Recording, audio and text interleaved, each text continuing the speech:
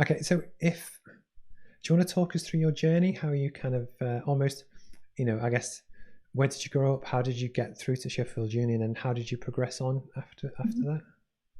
Yeah, so I grew up in Newcastle, was born here, and after finishing high school, went off to Sheffield Uni and did a degree in psychology, which I absolutely loved.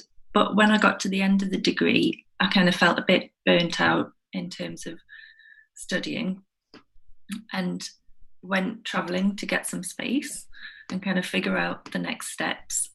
So I spent a year in New Zealand, Okay, wow. um, which basically just ticked all of the boxes for me in terms of access to the outdoors, but they've got some really cool little cities as well. Um, I could just be that kind of backpacker bum. It was great. I must And admit, then, in a few weeks, I'm interviewing a guy called Craig Fenton, and he actually runs Google in the UK and Europe, and he's from New Zealand. oh, And oh, nice. yeah, so again, a lot of the pre-ones are just getting my practice in. Before we came on camera, we were just talking about how every day I'm trying to learn to get better.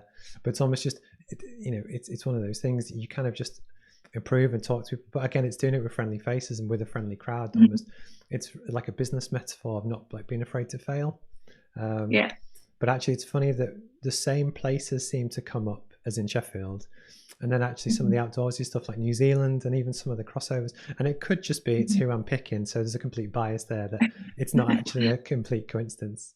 But it's somewhere like, what's it like as a place? Is it kind of the magical Lord of the Rings kind of place that everyone describes it to be, or not quite? But Or I'd never seen Lord of the Rings before I went. Um, and do you know, it's a really strange thing. Why did I go to New Zealand? Because I just had it set that I was going there.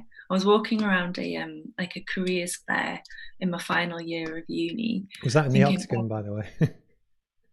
I think it was, yeah. Walking around thinking, right, what on earth am I going to do? I love psychology, but I'm not sure that this is definitely the route that I want to go down. So I was walking around, chatting to different companies, looking at their stalls, trying to get some inspiration, and just feeling a bit wayward, like lost. Like, what do I do? Mhm. And then there was a stall at the end for a company called Bunac Okay. about working abroad or doing things like Camp America, and it was just a case of like you can go on a working holiday to somewhere like New Zealand, and I was like, yes, yes, that is exactly what I want to do. So it may be a cop out. I wasn't exactly planning my career by going, yes, I'll go to New Zealand, but I decided that I needed the time to try and figure out what I was going to do with my life. Yeah, I think at that age you can feel a lot of pressure to kind of know or decide or create this definite plan that you're going to go down.